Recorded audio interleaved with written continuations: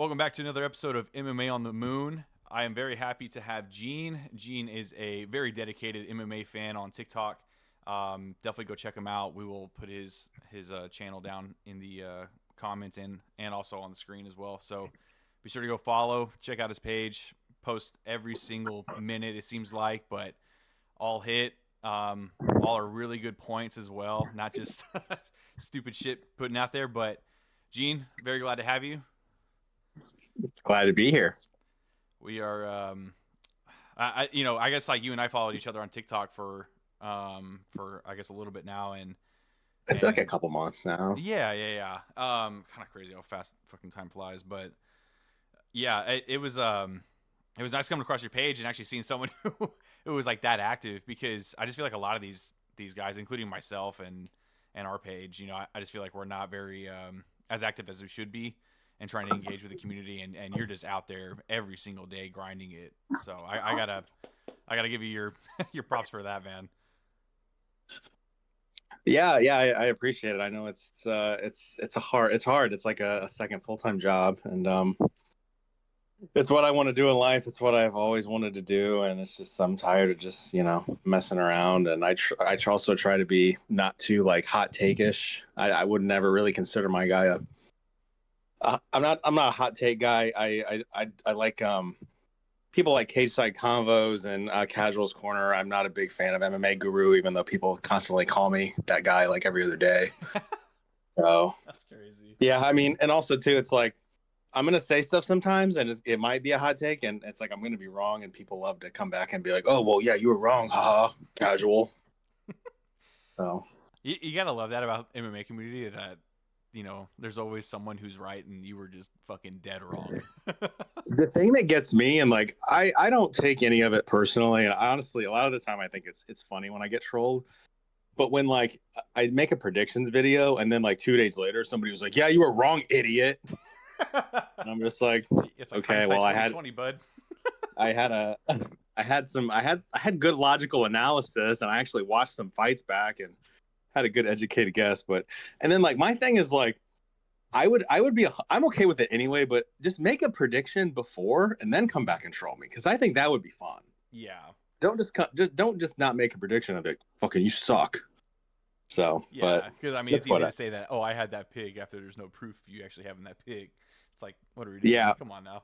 I kind of hate prediction videos just because it's just I don't know. It just seems like They almost set you up you for put in all failure in a that way. work just to what's that? I said they almost kind of set you up for failure. I mean, like, because Yeah, it's tough to even if you put out your picks and stuff like that, you still have people in the comments going, "These are dumbass picks." It's like, all right, dude. yeah. Like, And it's like the I remember I had a stretcher. I had like probably a 20% rate. And somebody was like, "Yeah, Patchy did so good." It's like I know that like most of you haven't even seen Patchy fight. Patchy Mix. And it's like he's on the card this weekend. He's fighting a former KSW champion. I would say his name. I'm not gonna embarrass myself. But it's like a lot of the time too, like you get trolled by people that like aren't even actually watching or even like half-ass know who you're talking about. yeah, So yeah. Well, I mean, even guys like making their debuts and stuff like that, it's easy to kind of go off of a contender series fight, and then whenever they get put with some actual UFC competition, most of the time, there's kind of that little hiccup that they have and whatnot, and then you kind of either look like an idiot yeah, for not picking the new guy, or you look like an idiot for not picking the veteran.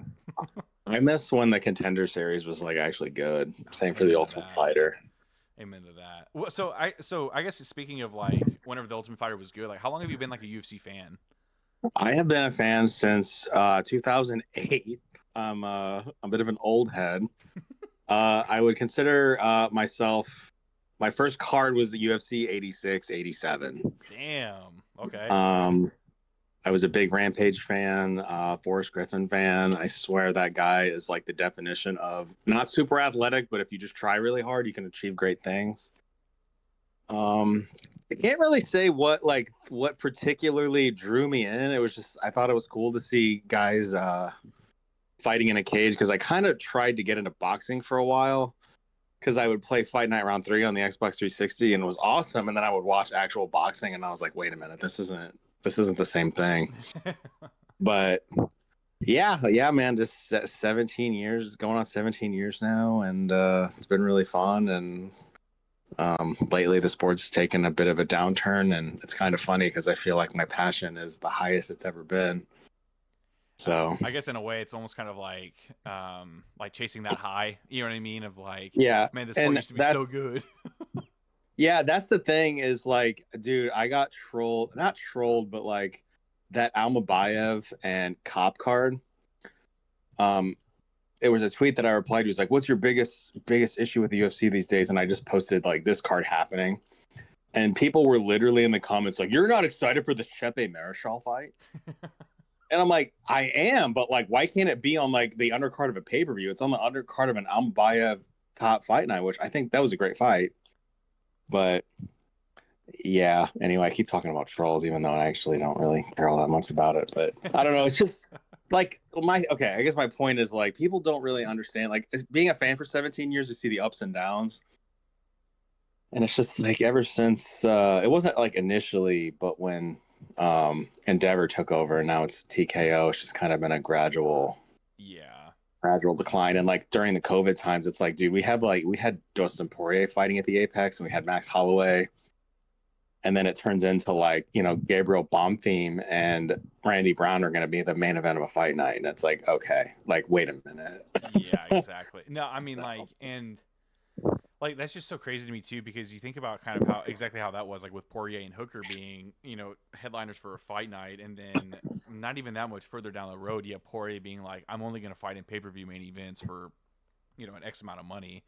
And so it's just crazy, like kind of looking back, because I bet it was wild seeing the rise of McGregor and kind of him change that whole narrative with you can make money That with your mouth and everything like that. Not pause, but you make money talking your way to a really big fight and getting a really big paycheck out of it, and then I think everyone else just kind of, for some reason, I feel like everyone else thought they could do the same thing and sounded like him, but obviously in reality, like that was not even the case at all.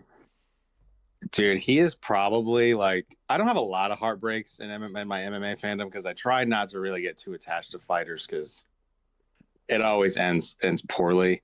But that guy literally was the chosen one. And to see him go from being this great guy and everything he said happened, and he had his ups and downs before all the other stuff.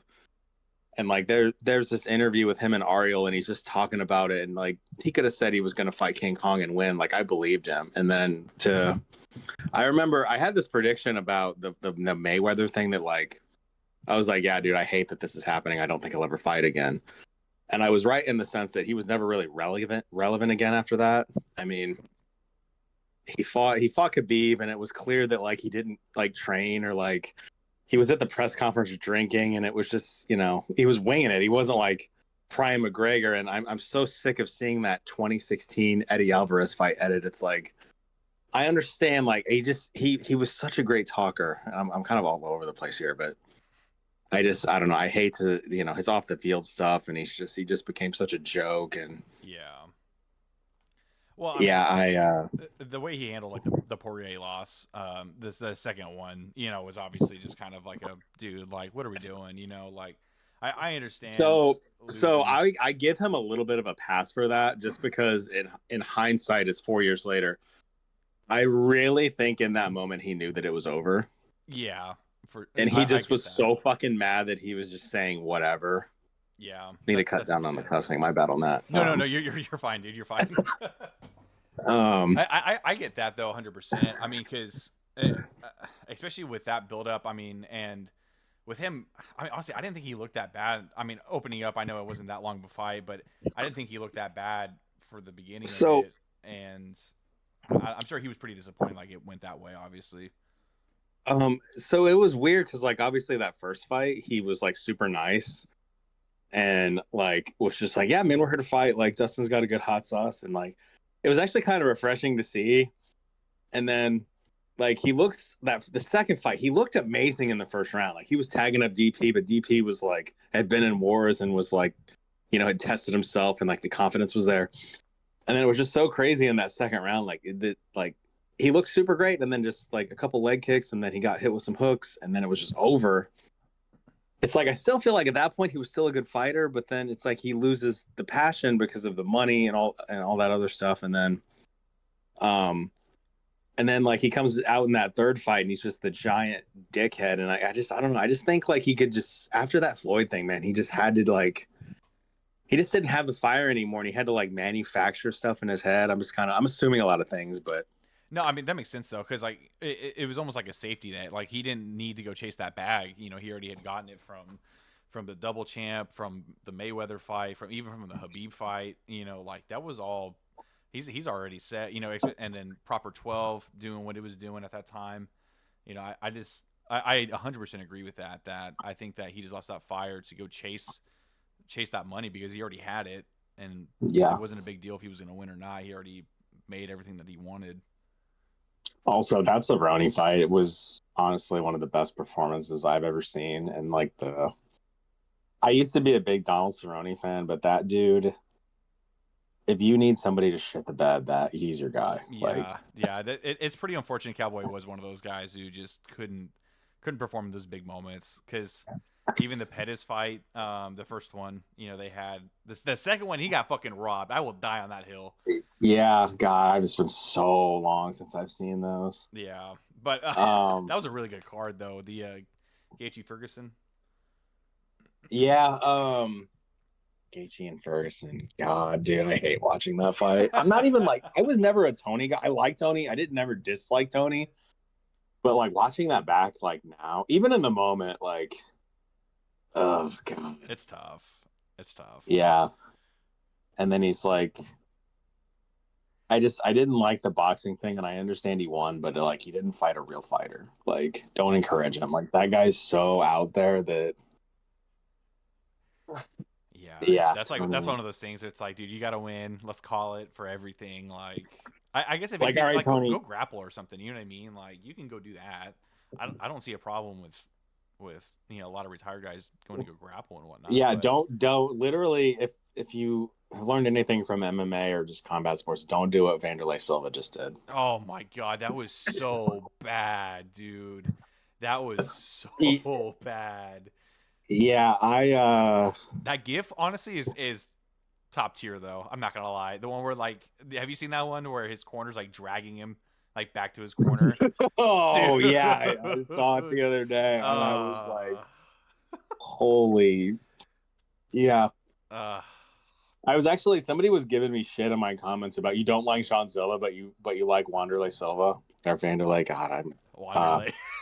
yeah, Wanderlei, Vanderlei. I don't know. I get a lot of shit for that too. I mispronounce stuff. Anyway, honestly, it's been so long since I've seen a lot of Vanderlei's fights that like I don't remember any like dirty shit he did. But I mean, Well, dude, almost that I don't really dislike John Silva. I like their fighting styles, but no, dude, yeah, I got that tired that of the whole was barking shit really quick, honestly. oh, dude, he's I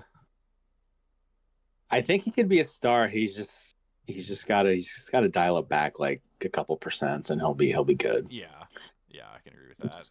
So But I mean, Vandy, dude, Vandy had a nasty headbutt like right before that K or oh that yeah, brawl. so I didn't when I made my video, I did not realize or I didn't know that he was headbutting the guy constantly. So he kind of, in a way, I'm not saying he had it coming, but he had it coming in a way. So Yeah, I, uh, I just like I'm not even really that surprised like he was doing something like that because he to me he always kind of gave off that vibe like if I'm losing like I'm just gonna fucking do whatever I want and it's like come I on just go man full Tyson. yeah dude pretty much like you know and you never go full Tyson. Yeah, dude, I love Vanderlei though. Like, if I had to pick five guys from like 20 years ago to fight now, he's one of them. Yeah, I'd be really interesting seeing it. I just wish they would like I kind of wish they'd bring up you know pride rules and stuff like that honestly. Dude, I'm so like old school and that like I think fights should be one round. And Dang, I made okay. so because like I made a video about this and so many people pushed back on it, and I was just like, really? Like, because me, it's like a truer form of fighting, and like that way, like like okay, for instance, the Hamzat fight. I didn't love it. I understand it, but like my thing is like if you get taken down and you can't get up, that's tough shit. Yeah. Like And I think that all strikes to a downed opponent should be legal. Elbows, knees, whatever. Like maybe not to the back of the head. Like no eye gouging, no punch to the groin or anything. But Yeah, yeah, pride stuff. Yeah. I miss it's the superior rule set. So because I mean, how many times have we seen in like big time high profile fights where a guy would like have a hand down and then couldn't be kneed, and it's like that's that's bullshit. Yeah. Well, I mean, Like Aljo and Yan is a perfect example of that. You know, yeah, it's just like how are you letting Aljo sit there on one knee, stalling, legit not trying to move? Peter can't do anything because he's trying to look for an opportunity to strike, and then yeah, unfortunately that happened. knees him and should win, but then loses the title because Aljo's like I can't continue. Yeah. Um, I don't know. My opinion on that is like he was gonna lose anyway though, just because like he blew his wad in that fight for sure. Who, And Yan? then or no, Aljo did. Oh. Aljo was putting out that crazy pace, and then I got really pissed because they obviously rematched and Aljo won again. Yeah, dude. Yeah, I think Yan was just like a little too confident going into that one, thinking it was going to be a cakewalk, but that obviously was not the case. I was pretty impressed with Aljo though in that second one on how he adapted because I thought that the second fight was going to go somewhat the same as it did in the first one, and Aljo definitely proved me wrong on that one where he was able to form a better game plan and get ready for him, which is always pretty good. But um, what's like one thing like It's you actually really love about the sport right now, and then like what's one thing you like absolutely hate about it? uh what I absolutely hate is there's just too much content. There's too many cards. Um and I mean you really wouldn't even need to have that many less. And it's like yeah, I would just say so I hate that there's too many cards, and I just kind of hate, and this is ending, is the whole ESPN Plus thing. I'm so ready to be away from them because a lot of the time lately I would like try to get on there and watch some stuff back, and it just doesn't work. And yeah, one thing that I love right now, honestly, I don't know. Um,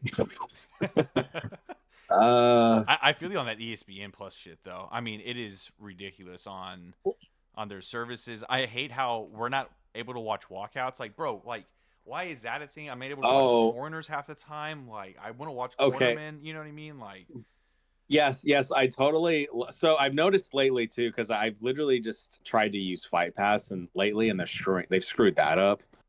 that's a shame. Um, as of a couple weeks ago, uh, just like yeah, like they won't show a walkout, but then they'll show you like an ESPN building and says we're at a commercial break, we'll be back in 2 minutes or whatever, or like they actually show an ad, Yeah, it's like and it ruins the experience.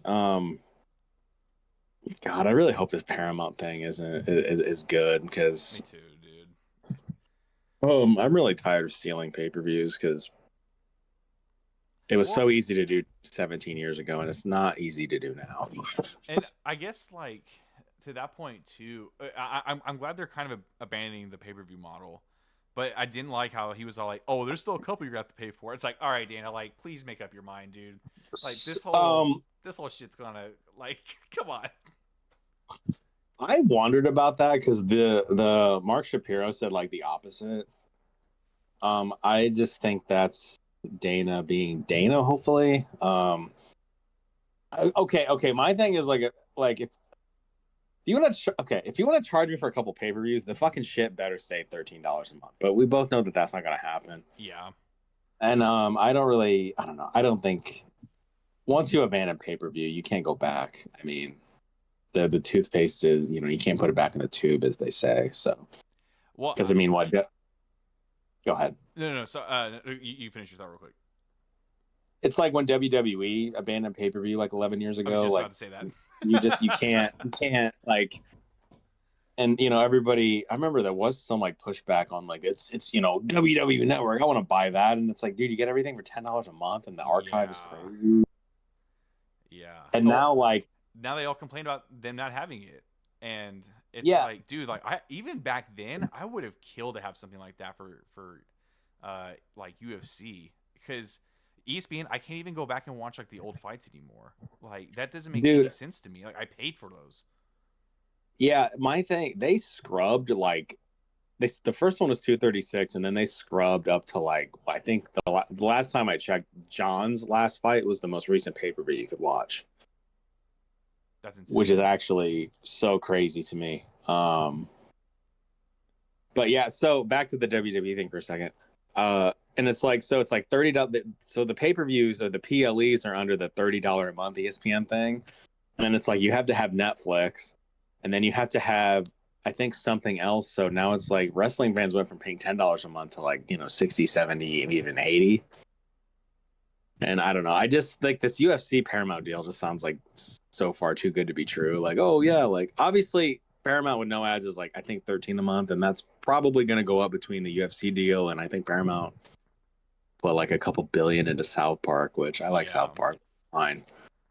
But even if they jack it up to like 20 dollars a month, I mean, I don't think something like that could be more than Netflix. I don't know what Netflix is anymore because I just Netflix is getting up there. I mean, because especially with do. all the live events they're trying to do now, I feel like they're really trying to Yeah, start starting to get more money out of it. And I mean, that's the problem though, dude. Like, I don't want to be paying $20 for that, $20 for Peacock, $20 for fucking Paramount, $20 for probably some other network I'm gonna have to start buying. You know what I mean, to watch something else on Amazon yeah, Prime. You know what I mean? Like, it's always a new thing that some other league is in. I mean, whether it's like NFL, NBA, dude. I UFC at I this used to point. be such an NFL fan. I didn't mean to cut you off there. No, no, you're good. And it's just like no, it like between Andrew Luck retiring and just like you need 17 different services to like watch all the games. Like, dude, Yeah.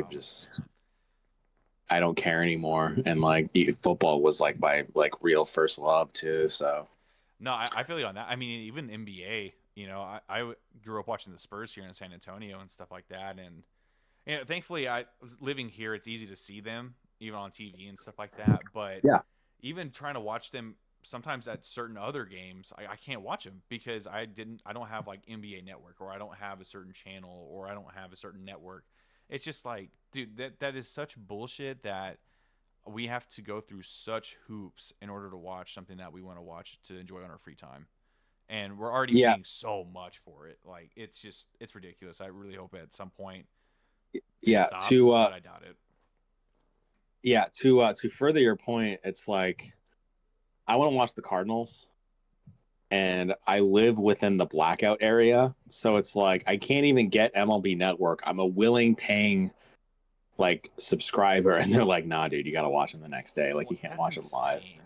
That's just like, That's silly. and it's like I live hours and hours and hours away from Busch Stadium, but like I'm expected to go to a game because I'm in the blackout area. Like it's absolutely crazy. Yeah, that's. Um, Oh, and I don't know if you saw Adam Silver said something about like the NBA. Well, some like something along the I'm paraphrasing here, but they're the highlight league, and like me, I guess if you can't afford it, you can't watch basically, or some That's stupid shit like insane. that. Like you have people like willing to watch your product, and dude, okay, the cool thing about the NBA though, and I don't know if it's still like this because I haven't played fantasy basketball for like a couple years, how they let people actually like make like all those highlight videos though. Whereas like with UFC, you have like a snippet of like a 2 second clip, and they're just like, yeah, we're gonna copyright strike your shit. Oh yeah, amen to that, dude. We were Because I had, I think like one of our first editors that we had for this podcast, like he was editing something, I think footage of a fight, and like we tried uploading it, and it got copyright striked immediately, and it wasn't even that long. We were just like, yeah, what the hell? And same thing with music too. That's gone insanely strict. yeah, dude, I had some guy in my comments not too long ago that was like, you need to put videos of the fights in your background. You're being lazy. And this guy, like, I'll be nice about it, but like, I don't think he understands it. Like, if I do that, like, my channel's just gonna get terminated like immediately. Yeah, yeah. Even like, and the crazy thing too is like, Ryzen is really strict about that. Mhm. I think one is And too. Oh God, Juan, don't even get me started on them. I can't believe they're still even in business. I, Honestly, the one thing I do really appreciate about them is just that the fact that they're still doing like all the Muay Thai fights and stuff like that. Because I'm a sucker for a good Muay Thai fight, but I think in terms of like MMA and like kickboxing and like all that stuff, I wonder how much of an influence like that'll eventually have on the UFC, considering that they're already doing like the whole submission stuff going on. Like, I wonder how long it'll be until they kind of start implementing like mixed martial arts cards, like rather than just MMA. But I think they would just stick with their MMA and then have like a mixed one. that's that's an interesting take. I never thought about them doing that. Um, yeah, man, I just like kickboxing is something I feel should be way bigger, and it's just not. Way bigger. And yeah, I don't know. I don't know why that is because I don't know a lot of guys. I would say that I'm a casual kickboxing fan. I was a big Remy Bonjatski guy. I knew of Alex before he came to the UFC. I knew about Joe Schilling, and then he came over and got nuked in MMA a couple times. I do love Muay Thai. Rod Tang is one of my favorite fighters. That dude is an animal. Yeah, him, Um, Haggerty, both Haggerty, Haggerty God, brothers are insane. there's two of them. Yeah, there's two of them. I know Jonathan. I don't know the other guy. Um, what is his name? I always forget his name because I mean Jonathan's obviously like way bigger. No, no, no. It's Fred. Fred. Fred Hager. Okay. I think that's what it is. Yeah, I don't. Yeah, I agree with you. I don't understand why one even bothers with anything that's MMA anymore. And then I don't know how much you're on Twitter, but John Nash has like I swear it's like a yearly like yeah one lost millions or tens of millions of dollars every year, and it's been like 10 years, and they're still in business. And I don't know if well, obviously you watch their events on YouTube or you consume them in some way. It's like the lighting of the shows is like it's almost like it's in a dark room a lot of the time, Yeah. and it's like nobody's going. Oh, well, I kind of want they do in such big stadiums, and I feel like that's the problem with their thing is that it looks empty whenever they do that, and I don't think it's like ever really like consistently sold out. Don't get me wrong, Yeah, but I mean their production's not great. It's okay, but I like their I personally really like their ring announcer. I think he's like one of the best in the business, but and I'm not saying like I think Jonathan Martinez sucks or anything or Joe Martinez sucks or anything like that, but he's all right. I like Joe. yeah, He's not Bruce, but nobody's Bruce. yeah, it's gonna be hard to kind of have, I guess that you have to follow that. Like Dude, that's a Bruce tough task. is yeah. When I was actually real quick, when I was watching that Canelo Crawford fight, like Michael Buffer was announcing, the whole time I'm thinking, dude, this would be so much more epic if it was Bruce. That guy, like, Michael's just so old now; he just doesn't have it in him as yeah, much as he used to, yeah, which is super unfortunate um, because that dude is legendary up there with yeah. I Bruce. remember I always showing my age again here once again. I remember he would come out for like some of the WCW shows, Oh, really? and he would announce, yeah, he would announce some wrestling matches. He would do the intros, and that was always like a big fight feel. Oh, that's So super cool. Yeah, that would be yeah, epic, especially in yeah, like those arenas that they were doing those in. yeah. Oh, Back when wrestling was, yeah, actually good. yeah. What I know some of those guys have like epic walkouts and stuff like that, but like for a UFC fight, what would be your walkout song? um, I've thought about this a lot actually, and I'm a big death metal guy. Okay. And the UFC would never approve this because they're the way that they are. But I'm a big Suicide Silence fan, Hey, there we go. and there's a live version of Bludgeon to Death that I would probably go with. Nice. So That's funny. yeah, The last guest we had on, he was saying that he would probably walk out to like the Deftones or something like that. I was like, oh shit, all right, because he was a big like that's Nick Diaz fan. okay. Yeah, Yeah, the Dia they're all right. I'm not the biggest fan of them either. Like, I think they're definitely like iconic in their own way and stuff like that. But um, I just think that like in terms of this might get crazy, but I think in terms of skill, I think they're a little bit overrated and stuff like that. I think Nate definitely is. I think Nick had it. It's just, he obviously hated fighting. So Yeah, I he think did pretty great for a guy that hated fighting, I think. no for sure. I think that like he would have been more of like a top 10 area kind of guy. Like I don't think he ever would have won a belt or anything like that, especially with like Um, that whole time period. I mean, in other orgs, he did obviously, but I agree in the UFC sense that like he Yeah, could have been top 10, top 5. yeah, Because I mean, those guys, Nick couldn't grapple or ever stop a takedown. So, yeah, 100%. and then I mean, if he didn't have a guy that wasn't standing in front of him either, he didn't exactly do super great either. Yeah, yeah, exactly. Well, I mean, So, and I think like it would have been. It sucks that his career pretty much got put on hold, and then he had to come back the way he did against Lawler. oh god, That I was can't even sad, hardly man. watch that fight, man, because it's like, dude, the crazy thing about that fight was like he comes in overweight, clearly doesn't want to be there, doing it for the money.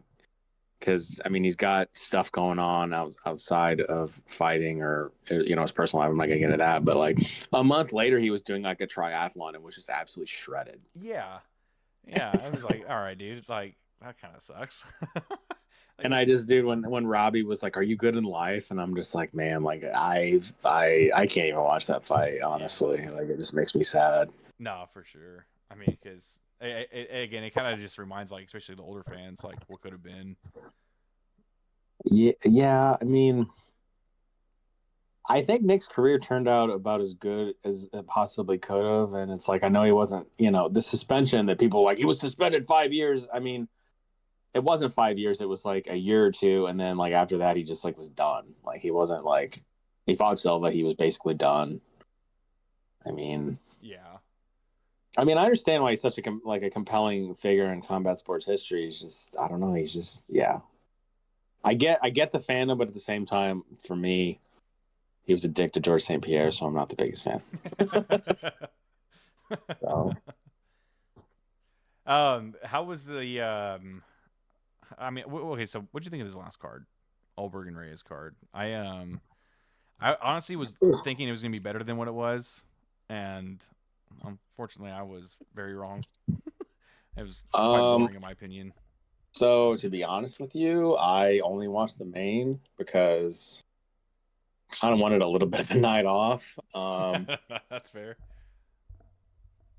Dude, like, okay, call me a casual that I wasn't super happy to watch a card that had Jimmy Crute as a co-main. No, a Um, hundred percent. okay, so no, I lied. I did watch Neil Magny and Jake Matthews, and I thought that the refing in that was absolutely diabolical. Yeah, I I don't know how you literally end a fight and then restart it, and then Jake Matthews ends up losing, and yeah, okay, actually no, I lied again. I did watch the Tom Nolan fight because he's a little bit of a prospect. Like, I guess I'm a casual in the sense that like I'm not gonna watch the undercard of the Reyes Olberg fight where nobody has a Wikipedia page. And I guess, okay, a mini rant for a second. That's the thing too, is like when I got into it back in 2008, it was easy to know every fighter. yeah, Whereas like now I mean the roster used to be like 3, 4, 500 fighters, and now it's like 7, 800, I think, per Google. And it's like, why am I going to waste time on a contender series guy that's going to end up losing like 3 in a row? And then it's like, I wasted my time. Whereas, like, my thing with like tape study is like, I'd rather watch an elite fighter because if I watch it, elite fighters fight and then I watch like, guys that are lesser, it's easier to pick up on things or see things easier. But I don't know if you saw the Jack Slack had a tweet and he was like, wow, Justin Tafa, what a guy dropping out of this car just to make it better or something like that. Like, I think I messaged you. I wasn't super. Oh yeah, yeah. You wanted me to come on last week, and I was like, yeah, I'm not sure I'd have much to say about a junior Tafa coming. yeah, And then yeah, he actually was on this card. I was like, wait, did I mean Justin? yeah. Well, they were both on it, and then they both pulled out, Yeah, which is insane. actually. That reminds me, I had this comment. Somebody was like, Kai Asakura is not UFC level. And I was like, the Taffer brothers are in the UFC. Like, you can chill a little bit. Like, Yeah, yeah. That um, bar unfortunately has been kind of lowered quite a bit, and I mean, again, thanks to like stuff like the Contender Series and even like Road to UFC, it's just kind of like it's like Dana, you are watering down this shit so bad at this point. dude, there was a time, I guess, there was a time when like literally there was a time where like I would be pissed to miss like early prelims. Mm-hmm. And now it's like a lot of the time, well, I don't need to really watch until I like to watch as much of most cards as I can, but a lot of the times it's like, well, like yeah, I don't really need to care until the co-main Mm-hmm. because it's like I've got other things I got to do, I've got other interests. My life isn't just as much as it seems, it's not all about MMA, but um, Well, I mean, and to your point, like it was so much easier to have it all about MMA whenever it was a smaller roster. You could actually follow everybody because dude, back in I was the exact same way as you. I could look at the whole card to be like, I know how every single one of these fights is more than likely going to go. And now I look at them and I'm like, half these fights, I have no idea who these people are. yeah, and like that's the thing is like you had a card every 2 weeks and they were just stacked, and it's definitely not like that now. It's a lot more rare, which in a way should make it more special, but it also kind of doesn't. Um, but anyway, not to keep beating that horse. It's just like my thing is like it's like, well, why are you complaining? Like, all you do is complain, but it's like you literally like and you're talking to somebody that started watching it in 2022, and they just like don't get it. Yeah. Well, because I Um, started watching towards, I guess it was pretty much right at the beginning of like ESPN. And so, cause I okay, had seen like the McGregor Aldo fight, because just I had a whole bunch of friends that were like hyping that shit up. I felt so bad for my mom. She was all like, "Yeah," she's like, "Have your friends over, like I'll buy it or whatever." And we bought it like just before like the co-main, and then like I think we watched the co-main, which was great because I think it was Lawler and McDonald too, and then the no that co-main actually wasn't it Rockhold and Weidman? I think it was Rockhold and Wyman. But anyways, saw the co-main and then like the 9 second finish or whatever it was for McGregor. I felt bad for Mama. I was all like, oh, I didn't mean for you to fucking buy that for 9 seconds. yeah, yeah. Sometimes it's like you get like the Mike Tyson treatment. You're all excited for a fight, and it's over in like 10 seconds. Um, I don't know. I'm surprised that you weren't a fan until the ESPN era. I don't know. I mean, I definitely wish I had gotten into it sooner. Yeah. I didn't have any friends that were like really into it, and so oh, excuse me. And so it was kind of tough to I guess also get like access to it because like I didn't know like it was on Fox at the time. Um, and I had seen it before, but like I had really gotten into it, like especially whenever the ESPN era started. Like I think either my first card that I watched like all the way through was Gaethje and Barbosa, or it was Dillashaw and Cejudo. Oh wow. So Yeah, yeah, okay. Yeah. Dillashaw and Cejudo. That was a good one. I Um was surprised by that. I mean, because I again like I had known who Dillashaw was, and then kind of seeing like doing all the history and stuff like that behind the fight and stuff. I was surprised how it went, but then watching back at those fucking weigh-ins, I was like, holy shit. have you seen that picture of TJ during that cut? He looks like a Yeah. corpse. Yeah, when he's in the locker Like, room. yeah. I can't imagine Uh how bad that feels. I try not to give fighters like too much shit for cutting because I'm not obviously a fighter or whatever, but sometimes it's like, bro, like a certain weight class is your weight class. Don't try to like go below that. But then they try to. I mean, to DJ to TJ Dillashaw's credit, he dared to be great, and it didn't work out. And like the crazy thing too is you wonder how much that cut played a part in Oh, him getting 100%. he got KO'd in like what 30 seconds, and then Yeah. I mean, it was I mean quick.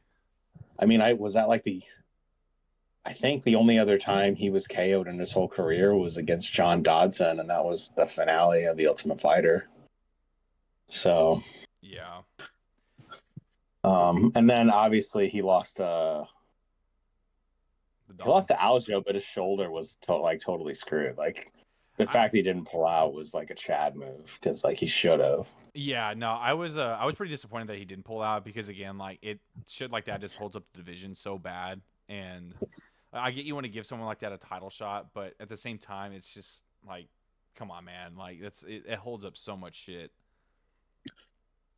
Um, yeah, I want to talk about the.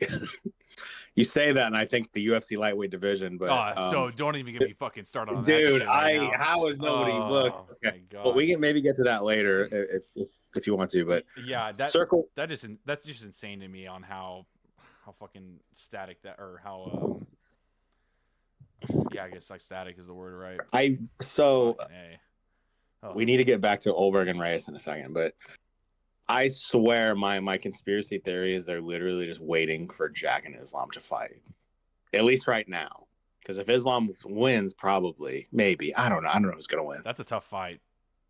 I genuinely I was thinking about it yesterday. I'm like, I think Islam could win. And then I'm like, well, like what if Islam like can't get him down? Because I mean, he's got Craig Jones in his corner.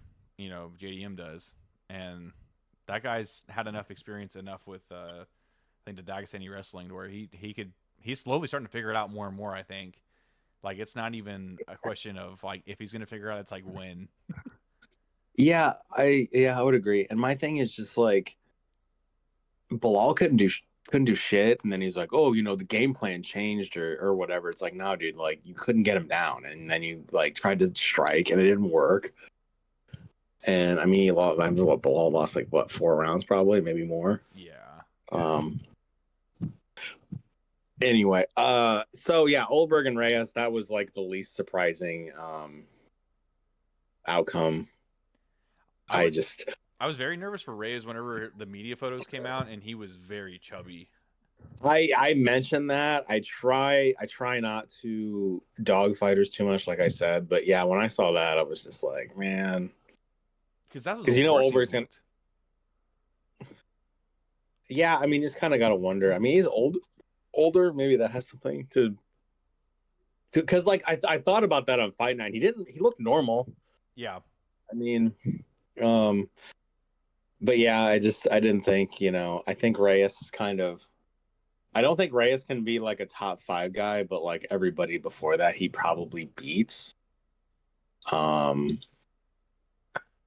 I just, it just the whole time he was getting backed up, and it didn't really seem like he had any idea what to do. And then he gets hit with that hit with that 1-2, and then it's over. And I mean, leading up to that, what he fought Jacoby, and he fought Anthony Smith Krylov. and Krylov, and it's like, I mean, those are decent guys, but like, I mean, Olberg's a jump. That's the problem with like light heavyweight. It's like the top 3-4 guys are elite, Yeah. and then everybody else wouldn't be. If this was 10 years ago, none of them would even be top 10. Maybe Yeah. even they probably wouldn't even be ranked.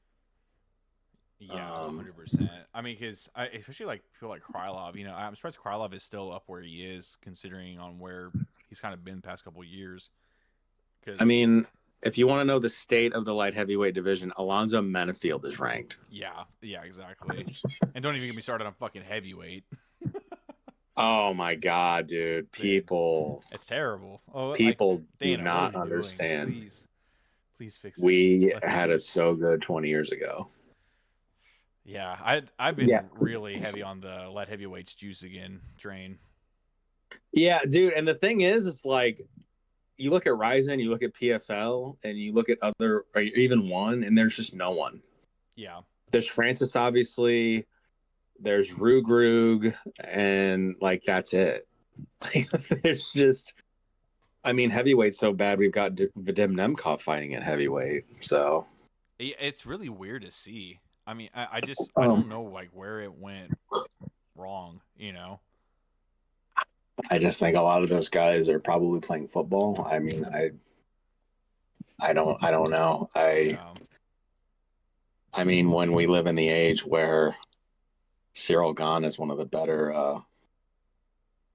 light heavyweights, just kind of scary. I don't know if you saw too. Ryzen had their heavyweight Grand Prix final, and the winner gets to face Ryan Bader for the What? Ryzen heavyweight title. Like, what a Is Ryan Bader over there now? yeah! I fucking hate Ryan Bader, if I'm being honest. Dude, when Yeah, the hell did that happen? I did a video about that not too long, a couple months ago, because PFL released him. Uh, That's crazy. yeah, Alexander Soladaktin is gonna, or yeah, he won the heavyweight Grand Prix final, and they're gonna fight for the inaugural Huh. heavyweight title. Dude, I fucking hate Ryan Bader just because he has 2 wins over Fedor, and there's no universe where like prime for prime that Oh, Bader just doesn't get fucking nuked. no, yeah, that's yeah. Like I those are like old bum pickup wins. It's just like yeah, those are cheap. Ryan. I should do a list of fighters I irrationally hate, and like Ryan Bader, and Brendan Allen are like the top two. Brendan Allen. Like I don't really have a reason for either. I do remember one time. So keep in mind, Brendan Allen is married, and he was flirting constantly with Kayla Harrison on Twitter, and I just thought it was really gross. Oh yeah, that's right. And then he had something about like beating his kids, and I was like, okay, fuck this guy. And then he also thinks he's good, and he's not. And then he was trolling Drickus, and then he lost to Anthony Hernandez. Yeah. God, we lost to Anthony Hernandez versus RDR. Can you tell I'm ADHD because I'm just all over the place? Um, I'm actually pretty excited for that fight. I think like in a way I'm not as nervous like for that fight because I thought Hernandez was going to get his body worked a bit more than I think people thought against RDR, but and I think Allen can take that body punishment a little bit better. The problem with Allen though is that he just doesn't have that gas tank Hernandez does, and I really wanted to see him and RDR go deep into those waters. um, I agree with all that. In a weird way, I'm happy the fight fell through just because Hamzat needs like why do we need Hamzat's two best chances to lose fighting each other? Yeah, 100%. And I mean, Fluffy got the win over Allen back at UFC Seattle, I think, and it's like he had some issue in the fight or whatever. He was sick or like I can't remember, but the fact he still got that win, I just don't think Allen's that good. And like he's got like 25 wins, and yeah, his gas tank sucks, and like his striking is okay, and like his grappling is okay, but like He's a very mid yeah, rank fighter for sure. yeah, but like he's I yeah, dude, I'm just a Brendan Allen hater. Like I don't even really know why. I just am. I've been a Fluffy fan, funny enough, ever since he was on Contender Series. He KO'd some guy, I think. Uh, yeah, dude, that guy's just a dog. No, he Like, really is, dude. and then I like my, so I think I got trolled a little bit because I picked Bo Nickel to beat RDR just because I can't remember what my Did you reasoning was. really? I know. Dude, Gene, what are we All right. doing? Come on, I, that was the you most know, gimme fight I have ever seen. Like, I really thought Bo's wrestling would no. No. see. I'm based because I'm willing to admit that I could have not said that, and you could think that I actually know stuff. Oh, Uh, Gene. and it makes it even worse because I've seen all of RDR's one fights, and it's like I think Bo who like barely got by Paul Craig is gonna win. Oh, Yeah, that's I don't. we all have that pick though, Okay, but he was the betting favorite though. which is insane. So I was just like, you know what? You're like Maybe maybe there's some truth to this. it wasn't. There was some fucking reason I picked him. I don't remember what it was. But like, I don't know. Like, because RDR really has no striking. He has like that jab knee, push you to the fence, take you down. I don't know. Okay. I guess the thing about that fight is like Bo, the first second he got crumbled, it was like he had never fought before, and I'm don't think I'll ever pick him again. But anyway, can't I, remember what my point was now. I am interested to see Um, like his next fight though, especially with another like BJJ kind of guy. Oh my God, who I know who it is. Is it Vieira?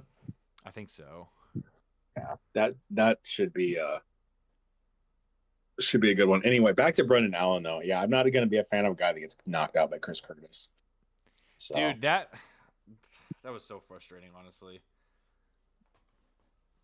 yeah, Because it's like, dude, like you know that he was gonna follow the same plan Strickland did, and like, come on, dude, like that was, dude, I hate damn it. Strickland and Curtis. They're just whiny crybabies. Yeah, I don't actually hate Strickland. I hate Chris Curtis more because he's just definitely more whiny. yeah, that's And I fair. remember being so mad when he didn't get a contract on Dana White Contender I Series. was surprised. That was a nasty ass knockout he had. And then like I just remember like sitting there in my recliner watching it, and Dana's like contract. And it's like okay, dude. like I Strickland says a lot of dumb shit, but my thing with Strickland is like he talks about going to war and then just jabs and teeps, Yeah. and I'll give him credit. He's got crazy good defense. The weirdest But defense, yeah. but it works. So anyway, So I think I this weekend's card though, UFC 20 fire. or 320, not 20. Holy shit. Fucking traveling back in time real quick. Yeah, this card is pretty solid. Crazy to see Patchy Mix go from a pay-per-view main card to an early prelim. Um, but definitely warranted after that last performance. I mean, to be fair, Batista is like really No, good. no, 100%. I was just surprised it was that lopsided. You know, I thought he was going to at least be um, able to take him down like a couple times and at least try to work that ground game. But yeah. As a guy that has watched too much Bellator in his life, yeah, just the lack of head movement in his corner just didn't really seem to have anything worth saying. And yeah, I understand that he's dating Tatiana Suarez. I think they're even engaged. Just yeah, not good corner work, and then just couldn't get him down, and just kind of was okay with having a very lame, low output striking battle that lost him a decision. I mean, this is the same guy that beat Kyoji Horiguchi, so I don't know. And then this guy that he's fighting this weekend, Jacob Wicklax. I mean, he's got a lot of finishes in KSW, so lots of submissions. Yeah, I hope Patchy bounces back, but I mean, this is one of those fights on paper that like you and I know that it's a hard fight, but like the casual is going to see, oh, the Patchy Mix lost again. yeah, And it's like, yeah, but like the guy he's fighting is good. yeah, for sure. And I mean, I feel like people are kind of do disregard like Patchy's skill set again, and I was like again on the fence of going from okay, maybe this guy's a bum to going okay, maybe this guy actually just have had an off night, lights were too bright. It happens, but Yeah. again, I'm more interested to see on this fight and how it goes and to see on how he really does kind of rank up against everyone else because I mean and shit, this guy may be the next like fucking champ, who knows, but I mean, Jacob might. I've seen a couple of his fights. He's a grappler, so it's going to be in Patchy's wheelhouse. He's got 10 wins by submission, so none by knockout. He's got 16 wins. Yeah, and that's the thing that like sidebar, like Kaya Sakura, it's like this guy's a bum, and it's like his first fight is a title shot against Pantoja, who's literally beaten everyone. Yeah. And then, kind of has some great moments against Tim Elliott and then gets submitted, but like Tim Elliott's a crafty vet that, has been around since my whole fandom, and that's what 17, 18 years now. So, And that's a tough puzzle for yeah, anyone to solve. yeah. And like my thing too is like I hate when like a new guy comes over and they're clearly skilled, and like you said, they have an off night, the lights are too bright, they weren't prepared the way they probably should have been, and then it's like, yeah, you just like Conor said, man, there's levels to this. And it's like, okay, dude, like you probably watch the fucking shit at Buffalo Wild Wings and you drink Bud Light and Don't even remember half the fights. okay, yeah, your favorite fighter is Conor, even though Yeah, I'll shut up about Conor. Anyway, anyway. Austin Vanderford is back for his second fight. Um, Paige Van Zandt's husband. that's so crazy. This is what he's doing for. He's She's getting the bag at least. yeah, I'm into that. I'm pretty pumped for that fight. I thought he had a pretty good performance his first UFC fight. Dude, yeah, that UFC Seattle card was actually awesome. Yeah, especially after those couple fights fell out, I was like, damn, like that kind of sucks. Like that's not going to be as much of a banger as it could be, but no, they delivered on that one for sure. That was a really good card. Um,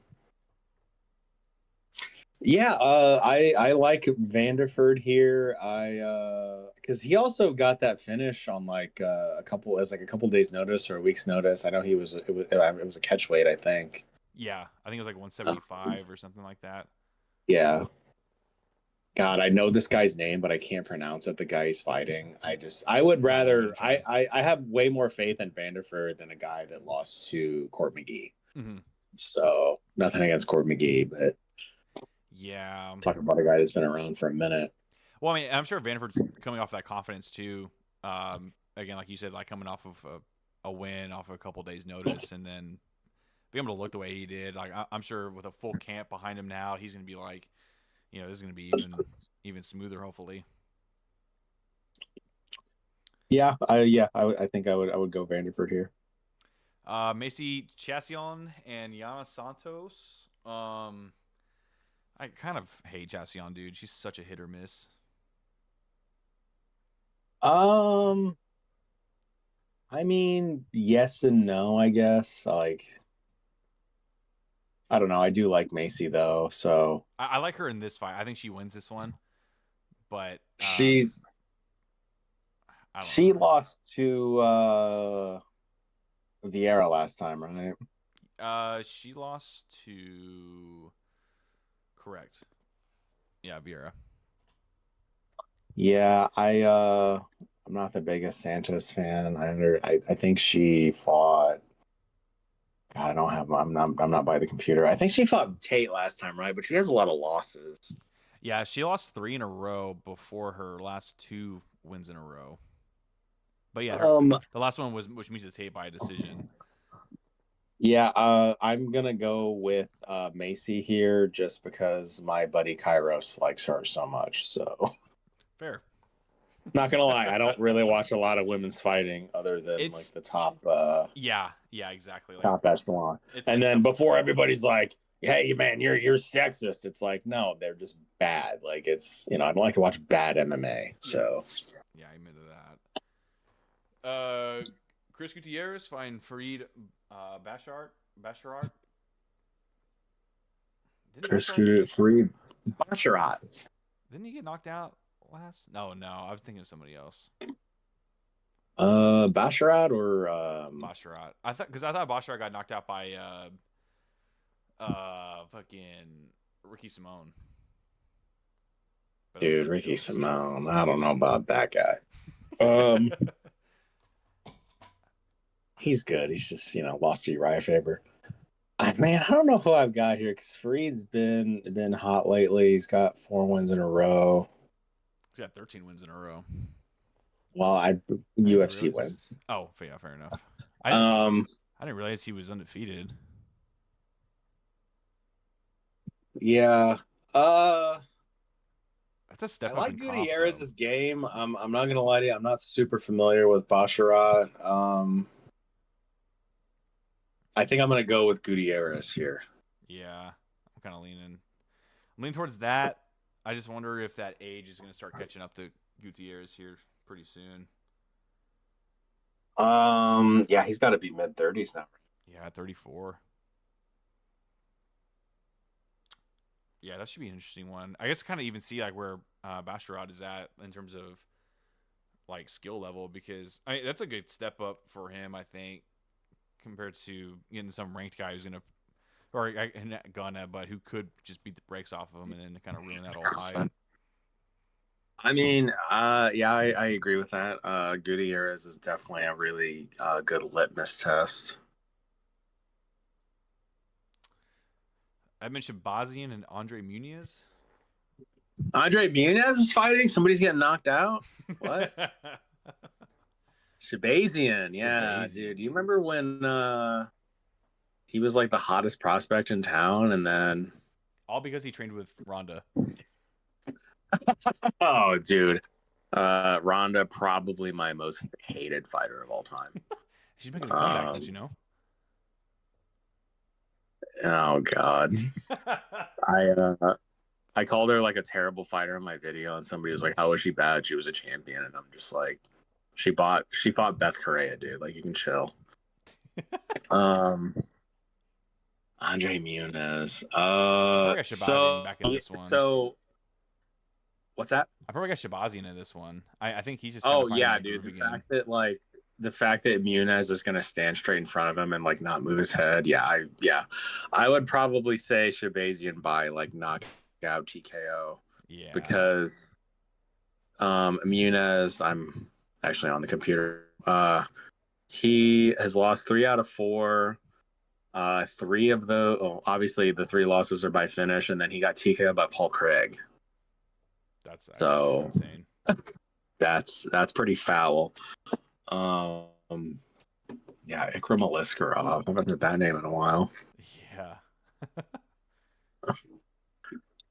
Yeah, I still like Shabazian because he fought that Dylan Budka guy, and that dude sucks because he got KO'd in like 2 minutes, I think. KO'd Because at that was that same. 55. Holy hell. Yeah, that was the Rodriguez and Cannonier card, right? Yeah. Yeah, that's right. Dude, that fight was so fucking sick, dude. Yeah, yeah, that was what a comeback. Oh yeah, that was that same card as Zalal and Qatar. Yeah. God, that fight was bad. That Yeah. fight was so. Well, I was so mad I had to actually watch that. well, speaking of him, he's fighting Josh Emmett on this one, which he's probably just gonna do the same thing. Yeah. I'm gonna save my thoughts for that because you already know where I'm going. It's yeah, that's just gonna be bad. I got Shabazian in that one though. I think he gets it done kind of early. But I mean, we can jump I would right say. into the Josh Emmett and Zalal. Oh yeah, that is next.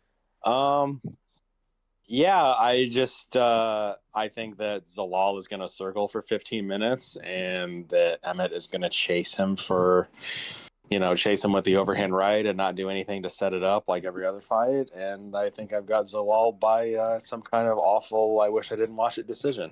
So, Yeah, because I think Murphy it kind of just laid out a solid game plan for Zalal just to copy and just for a 3 round fight. It's gonna be yeah. super easy. But I'm Yeah. hoping Josh puts on the gas a bit more maybe and is able to actually cut off somebody and throw an overhand and land it. The crazy thing in MMA is there's like no good ring cutters. Yeah, which is And insane. It's like you would think that's like a right. crazy Like thing to like practice, but it's just no, it's not practice at all apparently. yeah, I agree with you. I think this one is gonna be a snoozer. I do love Josh Emmett though, so I'm hoping that maybe he could nuke Yeah, same. Zalal, but he's just I don't think he's able to get to him. You know, if Emmett were to lose or even win, I really would just love to see him fight John Silva because it would just be absolute chaos. Because you Um, know Gene would bring it, dude. Oh, that'd be yeah, scary. I'm not a fan of Zalal at all. I'm not either. I mean, he had that. He just reminds me a lot of Murphy. You know, just kind of Dude, okay, pointing right at okay, his okay. throat. But So I remember what I was gonna say now. Fuck Lerone Murphy. Only because this dude is the most boring, I'm gonna watch you because I know I'm gonna get smarter while I'm doing it, but like how the fuck did he KO Aaron Pico? yeah, Like Pico got so reckless with that.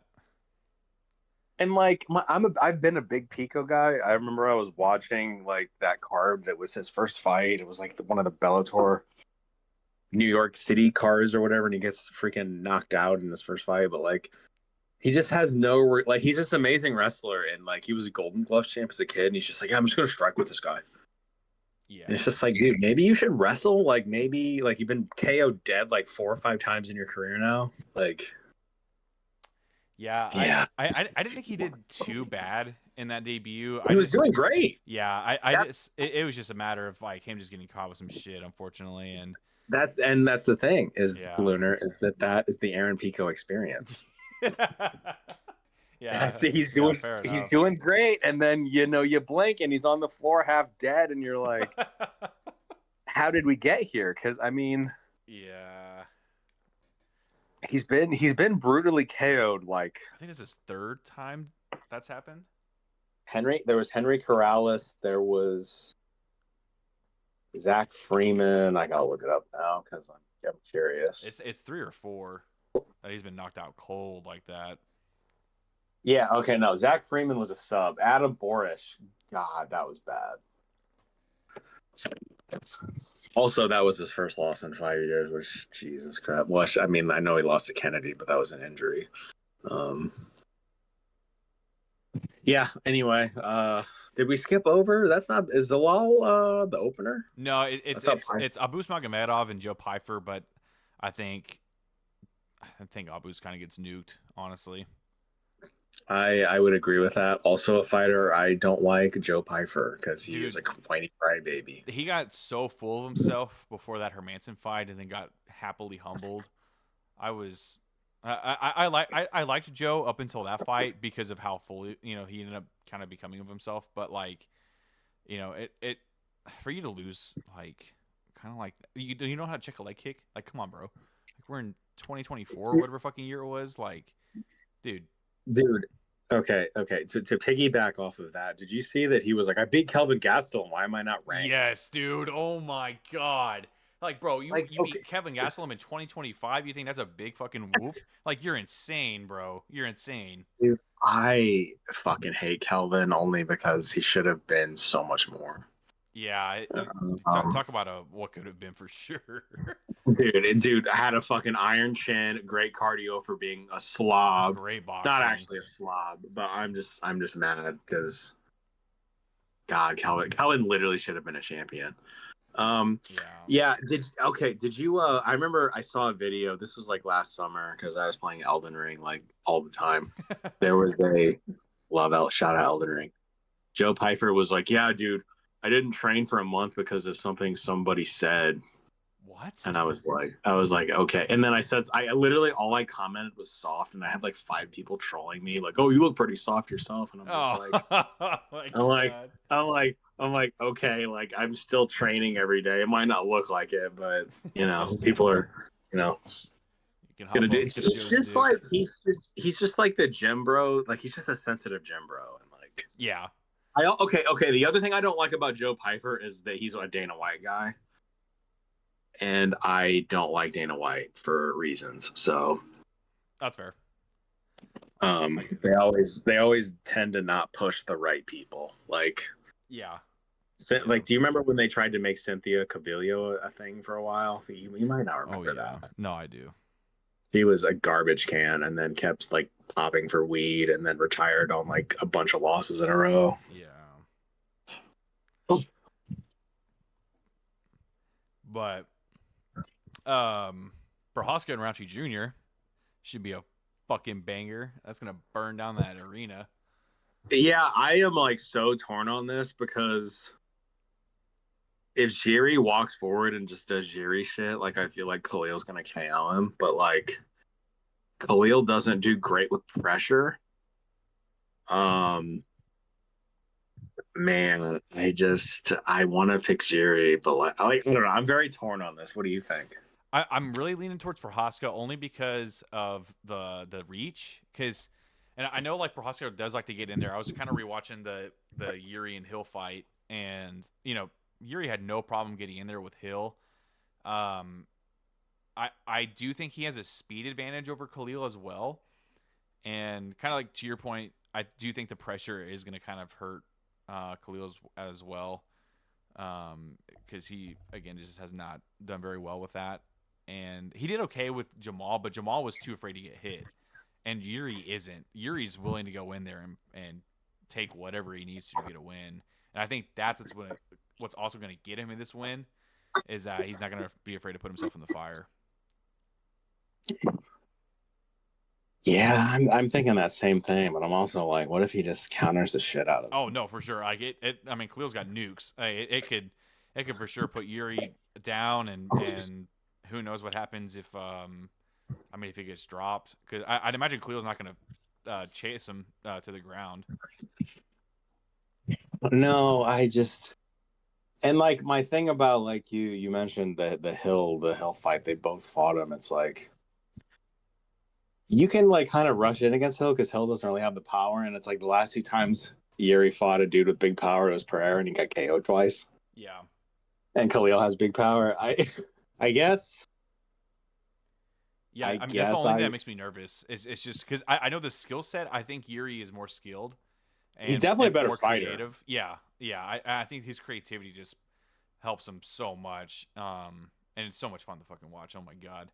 But Yeah, at he's the just got to same, move his head. But like, is he yeah. gonna do that? Well, Is he I don't gonna know. He was moving actually? his head really well against Hill. I mean, he was Yeah, the way he was pulling back and able to kind of, I mean, in a way, look like Pereira. Um, yeah. it was really That's impressive. yeah. That pull counter. Yeah. My thing is like, how much do you really learn from a guy beating Jamal? No, for sure. But I think that was a good Hills, fight for him to kind of test either like that new wrinkle in his game, the whole pulling counters and stuff. Because he used to do that, but I think the way that he was doing it in that fight just separated him again from a lot of people in that division to where he's just going to be that's just another thing you got to fucking deal with that guy. And I don't know. It'll be interesting to see who moves forward though, because if Khalil tries to move forward, I don't know. I don't know, I dude. yeah, I definitely think that Jerry's got to push the pace Yeah, I'm because definitely that thinking dude that, doesn't. especially after Khalil's last fight. He does not give two fucks. Yeah. Dude, I this was years ago. I wrote this big one. I used to actually, my thing was writing a long time ago, and I remember I wrote this. I spent all day watching like every Jerry fight. This was like 2020, and like I just grinded tape all day, and I wrote out this big long thing. And then the main thing was just like, yeah, man, if this guy could just move his head, he's gonna be a champion. And to this day, he's 5 years later, he's finally starting to improve. But yeah, I just you're talking me into Yuri because like, man, I really don't want to not pick Yuri. Yeah, I kind of hope he The gets only back to a time I title haven't shot, picked but Yuri is when he fought Pereira twice because I'm like, there's just yeah, like that style is not going to work against Pereira. Pereira wins that fight 10 out of 10 times. yeah, he'll find the shot, and it's only gonna get worse every time. Like So the way that second some fight went was so impressive for Pereira. dude, hey man, I don't know if you can say that. It was black magic. Lastly, do you think like hypothetically Yuri and or Khalil have a crazy, devastating, like viral KO moment? Do you think that they would should get this title shot over Olberg, or do you think Olberg's next? I would really like for Olberg just to be next, just so it's a new face in there, considering that Yuri has, for one, already won a title, and he's already been in there 2 times with Pereira trying to win a title back again. Um, and I know that Khalil has also been in there with Pereira. I think this when these two wins with the Hill and Yuri would definitely earn him a title shot, but I think it should be after Olberg maybe. Um, I wouldn't mind that. and I think Khalil should fight the loser of. I think again I think Uncle Live's gonna win, but we'll get there. But I think he should fight the loser of that. But if Pereira retires and is done after this fight anyways, then then you probably just give him another title shot, because I don't know who else is up there that really kind of deserves it, even a title eliminator fight. Yeah, I do like the idea of Khalil Pereira too. Dude, I've seen a lot of people saying something about Izzy versus Yuri. Have you I seen people wouldn't want talking? that. I'm just like, I mean, I like Izzy, but I don't think he would win that. Not at this stage, clearly. Well, I mean, even like I even a prime for prime, like I don't think that would go well for Izzy. I think he would have success, but I I mean, Prime Izzy versus Prime. I I think mean, Yuri would try to grapple kind of like what Jan did at a certain point if he didn't get caught already. But I don't know, man. I just think that weight difference just isn't good for him. That's true. Yeah, I saw somebody had a comment. If Yuri loses, he should move out to middleweight. I'm like, See, in what universe could that guy make middleweight? He's yeah. huge, And he six was thinking three. about it. He was thinking about it before too, which is insane. I know he said it, but It's like, why like, are you even entertaining that? Like that dude, you're gonna be so depleted. yeah, I'm sure he could do it right, but at the same time, like, I really wouldn't want to see that. I'd much rather see him at I guess you 205. know what, I take back. I guess if Pereira can do it, then Yeah, like, that's true. uh, yeah, I wouldn't mind Khalil getting a title shot if he gets a crazy win, crazy good finish, but like I think Yuri's got to win like another fight regardless of decision win, submission, TKO because Olberg. Yeah, we need some fresh faces because I feel like it's always at the top, like you said, it's just always the same guys fighting each other. So, Yeah. but It, yeah, I gotta go Yuri. I agree with you. co-main event, Marab and Sanhagen. I'm praying Sanhagen pulls it off, but um, I just I don't know. I think it's gonna be a another decision. I I just I really, really like Corey, but he just every time the lights are bright and he's in a big fight, he doesn't win. Like if you look at his last five wins or five fights, it's like he beat Figgy, which definitely very impressive because Corey was pissed off. But then it's like he fought a grappler, Umar. Did Corey even win any rounds of that fight? I don't think so. I don't think so. If anything, And it may then have been like one. and the thing about and the thing about Corey's like last 4 out of 5 wins is like it's all been strikers, and then the one grappler he loses. Yeah, yeah. And I That's just one thing that worries me about this fight is just that he's, especially with him already facing Aljo and Marab being a teammate of Aljo's, like there's already that extra experience, kind of, in a way, to where he's able to get ahead on a game plan. Yeah, I just Marab is just one of those guys. I think you got to pick him until he gives you a reason not to. Yeah, So hundred I've percent. got to go Marab here. I just think it's funny. Like his coach is like, yeah, we're gonna be looking for finishes. It's like, yeah, on the ground, and then Marab's like, oh, yeah, we're gonna strike 90%. It's like, okay, Marab, if you want to strike for 90% of the fight, you're probably gonna lose. Yeah, Unless the fight's a minute long, I don't know, or if it's 2 minutes long, I don't know. that'd be kind of crazy if you knocked him out in the first round and Marab knocked him out. I'd be like, what the fuck is going Dude, on? when the hell is Marab hasn't had an actual finish? What is it? Marias? Yeah. Well, I mean, no, He I, finished I meant O'Malley.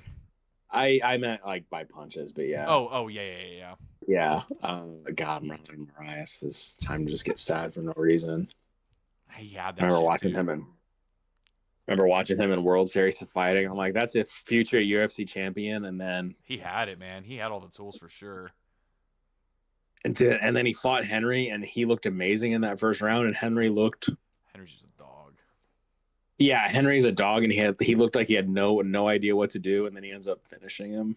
Yeah, he Dude, just.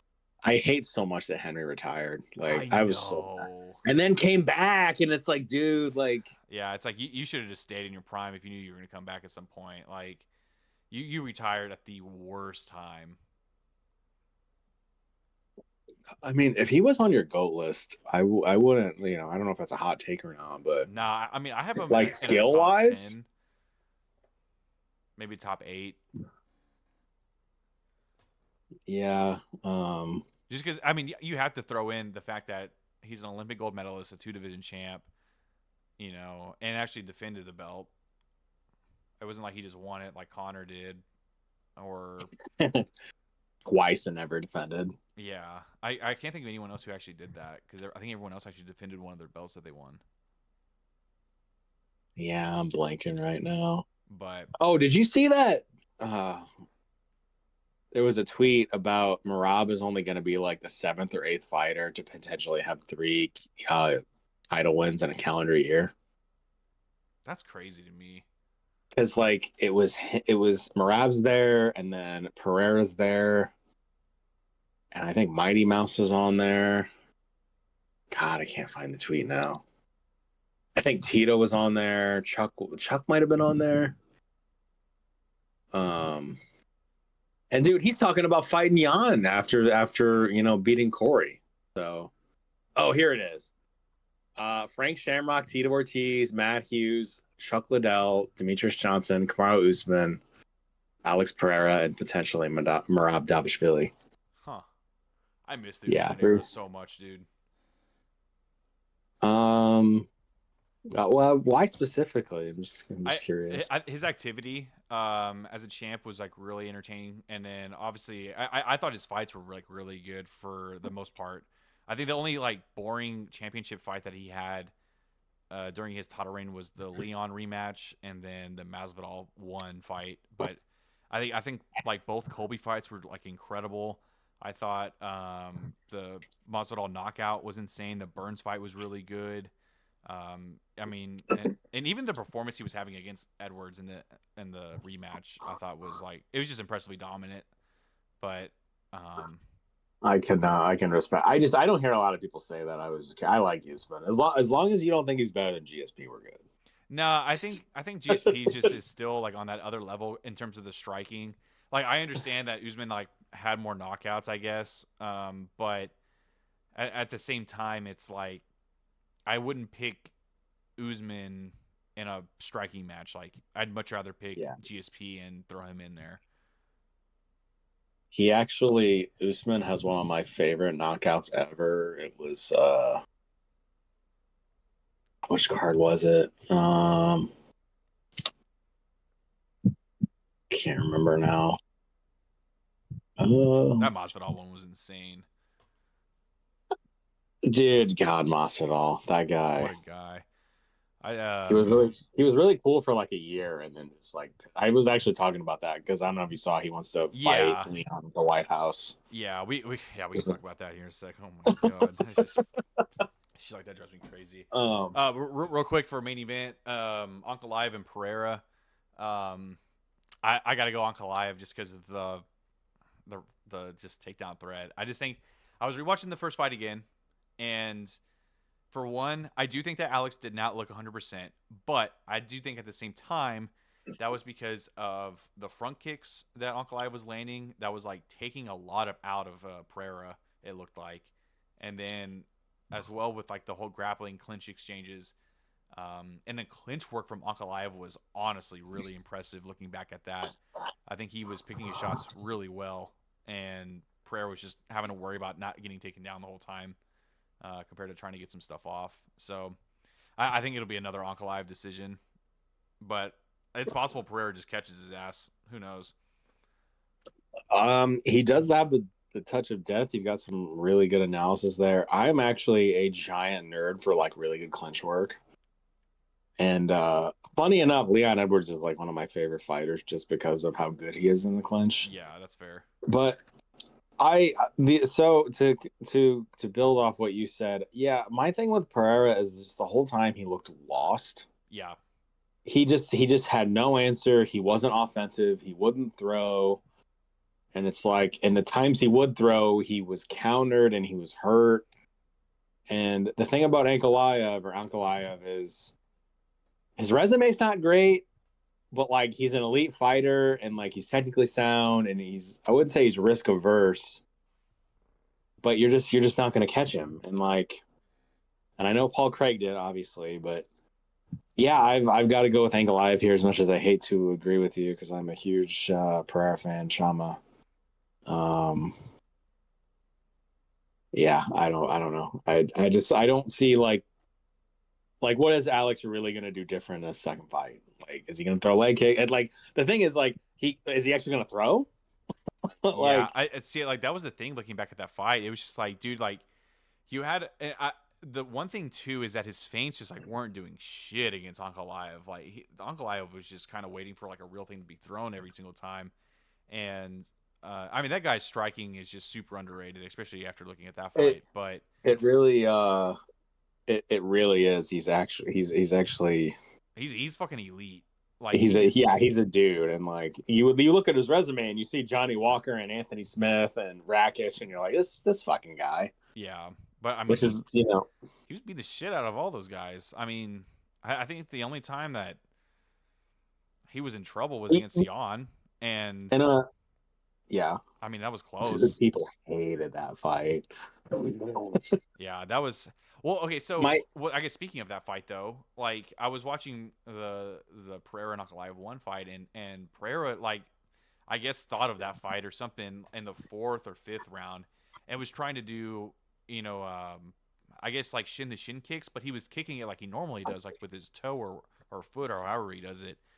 And I was thinking, I was like, that can't be his game plan going into this. Like, there's no way like that's gonna fucking hurt Ankalaev more than just going shin to shin. And if that's gonna be the case, someone's shin's fucking breaking in this fight. I think, like, which is gonna be tough, man. That's gonna be tough to see if that's the case. yeah, and so this might be totally off base, but in a weird way, Ankalaev kind of reminds me of GSP in that like he's not really like obviously a striker versus a wrestler, but he's not super flashy.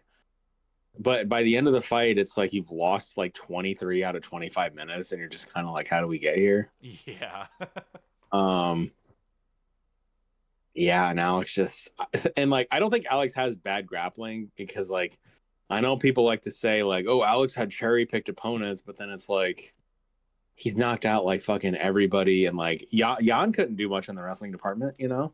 yeah. I think that was like super telling in that fight to see like where he really was and to see on how much he's even progressed because. Even in his UC debut, he got taken down and stuff, but it wasn't like That he looked like he was in super big trouble. He looked panicked because he was like, "Oh fuck!" But at the same time, I think having Glover in his corner and them constantly working on that grappling, I'm sure, he just kind of keep his cool and then get it back up to his feet and he got that knockout in the second round. But yeah, I got to go Ankalaev just because of the past fight and just because I think he's gonna keep that same game plan with those front kicks and I think he even may attack his Alex's legs a little bit more because he was having some success with that front leg kick, and I mean so was Alex, but again Alex just is looked like he just gave up at one point. yeah, I swear like lately you see fighters have so much success with leg kicks and then they just like don't throw them anymore. Like I don't. Yeah, yeah, Because it starts off strong. Aldo was like that, like the most devastating kicker there's ever been, and then he just like one day he was like, I'm not doing that anymore, and maybe that's because physical reason. I don't know, but it is just kind of funny though that like if you look at Alex's like UFC run and his like most tough fight was like Bruno Silva. Yeah, dude, that was a It's like that crazy second fight. Izzy that Izzy lost, like he was winning, and then Ankalaev like had him in trouble, but not the way Bruno Silva. Yeah, dude. Like MMA you match. had people questioning if he like won that fight. Like I guess like with this one it was a close one too, but at the same time you're kind of like I understand if he loses that one compared to Bruno. You're like holy shit, is he gonna lose this one? Like, Yeah. but he had just Like, enough moments I think yeah. in that fight just to win. Yeah. I guess I do like Ank. I think he's actually pretty funny, and I just want to say that like I think people don't like him just because like he's not boring, but he's not exciting, and so that's like a reason to be like, well, I don't fucking like this guy. Like, Yeah, I feel like if he had a personality a little bit, like he wouldn't dude, be. he owns a coffee shop. Did you know that? Yeah, yeah, yeah, yeah, He does. It's just you just kind of got to seek it out, and like yeah. that's the thing. Is like, could you imagine if those two were arguing about his Twitter the other day and they didn't have to argue through Google Translate and they both Oh, spoke a 100%. common language? Like, Yeah. um, It's just kind of frustrating to see stuff like that. yeah, it's like some guy like Silva like could totally speak English, but was like, oh no, I know doesn't want to do it. But then he's like the biggest star they've ever had, one of the biggest stars. And then other guys, it's like they'd be way bigger if they could just speak a little bit of English. But I don't know, man. The UFC just doesn't really promote like they used to, and It's I didn't know definitely if you gone want. down, like in Yeah, terms I of don't know. I efforts. don't know if you wanted to spend a bunch of time on Hall versus Usman too, but the fact that like they're just not promoting it. Dude, I mean, the first fight was incredible. How are you guys not promoting that fight? Like there wasn't a press conference, there wasn't Like, that's a insane. sit down interview. Like imagine a face to face sit down, a press like do something. Do a fucking I think they had do a one. PFL countdown. Do I think they had like one interview together, and like, I mean, in that video, like, had some views. Like, it was funny because they were both like laughing like with each other, sort of thing. You know what I mean? Like, just to kind of show like they were human. And yeah. but like again, to your point, it's just like we don't see any of like the sit downs anymore. The face to faces, press conferences aren't as big as they used to be. Like the press conference for Olberg and Reyes was impressively bad. It was so dead. I don't know if you saw any clips, but like legit, Reyes was answering something. It was just crickets. Yeah, I don't usually watch press conferences unless it's a bigger card. Uh, yeah, like that's the thing though is um like like Bellator towards the end or like whenever Scott Coker took over, they just like wouldn't promote and like I know you said you started watching in 2019, and I don't know if like that. Like, I know obviously you met UFC, but if you ever watched other stuff like Patricio Pitbull and Michael Chandler did this sit down interview like uh on top of a building or whatever, and like Chandler was like a giant a giant dickhead to Patricio, and like it just like it was such a cool thing to do because it was when they like signed with Dazen or DAZN or whatever the fuck it's called that nobody buys or whatever. I had no idea that they were around for that long. Yeah, that was because Bellator jumped around with like they were on Spike, they were on MTV2, they were on Dazen, they were on Paramount. Yeah, like I don't understand like these and like fucking PFL buys Bellator and then like Does nothing with doesn't them. literally all they do is upload channel like clips on the Bellator channel. Like that's all they do. And it's like they didn't get any of those fighters. Like, what was the point of buying the? Because if you would have combined those two rosters, man, you can do something. But they just Yeah, I mean, because you guys, they legit could have been competing with the UFC if they, for one, I feel like they needed to get rid of Francis Ngannou. Like, he's been nothing but a problem since he got there, in my opinion. But that's a whole different issue. But dude, I could go on a I fucking rant about that guy. I will never make. I Francis as a person, yeah, I think he's a real nice guy, and he suffered some really shitty things. But as a businessman, that fuck that guy, honestly. Yeah, he's taking advantage. He's taking advantage of them, and like they sign him to come over and like I don't know what the contract details are because it's obviously not public, but like did they really just sign him to box? Like No, I mean, he had that one fight against their heavyweight champ, you know, and then like and then that's he dipped. signed with them 2.5 years ago and like you don't hear about like but the other thing too like we were talking about earlier with the heavyweight like there's nobody for him to even fight. Yeah, yeah, no, 100%. And I guess I understand like why he wanted to go do boxing and stuff, but to me, um, I just like I put so much weight on people like trying to, I guess, they promise something that they're going to try to build it up and whatnot, and then have. Oh wait, can you hear me? Yeah. Oh, okay. Oh, my computer was freaking out. That's why. Sorry. So, no, but like, I understand like there's bigger names and there's bigger opportunities in boxing, especially for heavyweights compared to MMA. But to me, like, for him to say that he's going to be able to build up PFL Africa and then not even to go to any of those events, And then be um, mad about the quality of the card when they've got Dakota Dacheva, they're one of their biggest stars. Johnny Evlin versus Costello Vanticinas, which was an amazing fight that nobody talks about because they don't promote shit. yeah. Yeah, I'm getting a little fired up. Well, Yeah, and he's I mean, and it's just ridiculous too that he does that, and it's like, okay, dude, like you could go over there to where those guys are going to want to give a fuck a little bit more. How about that, bud? Like, Also, you go in there and show them, you know, why they're paying you.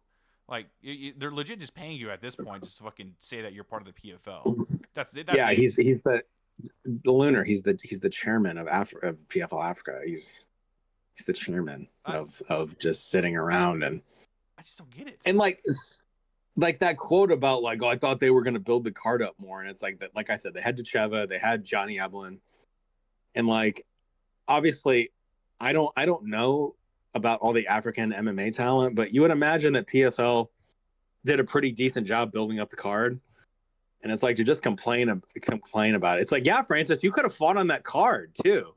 Yeah. Like Yeah. you could Even have if it's fought against a Jair bum, dude. Rosenstruck or Yeah. somebody. Yeah. Yeah. I mean, shit. You can have a light heavyweight move up to heavyweight and say, fuck it. You know, pay me. He could have fought Vadim Nemkov. That's the biggest fight they can make because he's a Yup. heavyweight now. Yup. But I highly doubt he's even going to want to do that because Yeah, he'd much rather go box and make all that money. And yeah, I know like some people really give like Dana shit about that. Like, oh, like, well, I think he should let the UFC athletes go do whatever they want. Francis is a that's a prime example why that shit doesn't fly. yeah. It's a prime example. I mean, And and the whole thing with, and don't get me wrong, I think fighter pay should be a bit more. I'm not saying that it should stay where it's at, but you I, shouldn't have to work a second job. no, 100%. Like, I think that's complete bullshit, especially as a pro athlete. Like, come on, like that's stupid. But at the And I same don't even time, care if you're a Taffa brother. yeah, and at the same time, it's like, okay, you guys are getting paid this much money to fight. You guys have to fight. None of these guys are fucking fighting, man. And it's like, if we're paying them more, I honestly feel like they're going to fight even less because they're not going to want to lose the paycheck that they're getting whenever they're winning. And I mean, like Oh, I didn't think about it it's like a that. Oh, terrible cycle. It's a terrible cycle. But you know, at the same time, again, like I am totally on the side of we should pay these guys more, but let's not get into where we're paying them boxing money because then we see them legit once a year from now on. And then that's the reason why Dana has to build up these rosters so big is so he can fill up all these fucking cards. yeah, I don't know if paying everybody boxing money too is like sustainable. Like you obviously pay your stars, but then it's like they don't really want stars, obviously. Yeah. Well, and Because like, no, go are ahead. you Yeah, yeah, sorry. like I have so many points in my head. Next time we do this, I need a notepad just to jot things down. I honestly didn't think I was gonna have this good of a time, or just it would go this long. uh, like I would honestly. So obviously, so to circle back, yeah, like you don't let because like once you like I said earlier, like the toothpaste back in the tube, like yeah, you let Francis go do that, but like you said, Francis is gonna get however much money from the Fury and the Joshua fights that like he's not going to want to fight as much, but also like like what would you say if I asked you like do you think that like Dana like kind of regrets letting Conor fight Floyd just because like I think so. yeah he let him do it, but like that was and I know he fought like what four times after that, but Cerrone, Habib, and then Poirier Poirier twice. twice. Yeah. It's like he wasn't the same. He was like fucking checked out, and like I said earlier, drinking at press conferences and just you know Yeah. I mean, and it, yeah. So I guess like, yeah. I mean, saying that Connor and Francis are both like prime examples on why that shit he doesn't want to pursue that because he already saw that with Connor, and again to your point, they already made all that money. So why would they put that much effort into their MMA career whenever they already have that safety net to fall back on their 100 million or whatever it is? Yeah, I don't know. I see both sides of like, well, like, but they've earned it No, too. hundred But percent, 100%.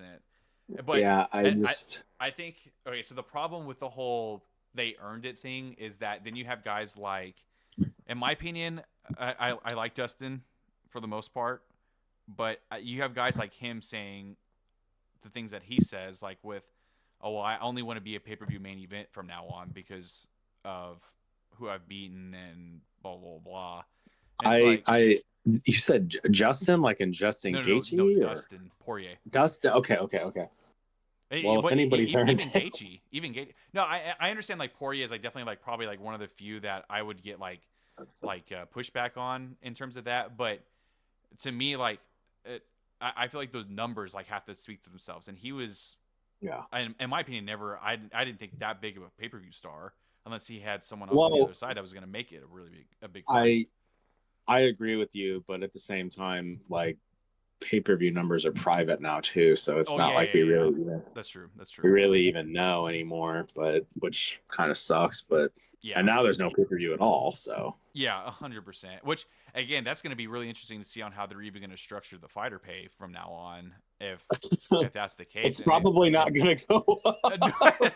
oh, dude, I love MMA Centel. They're like, like, oh, breaking news, fighter pay goes up 2% with new Paramount deal. I'm like, oh, motherfuckers. But like, Get an extra. You got beer money this week. yeah, dude, he's an extra pair of sandals from Venom. Did you?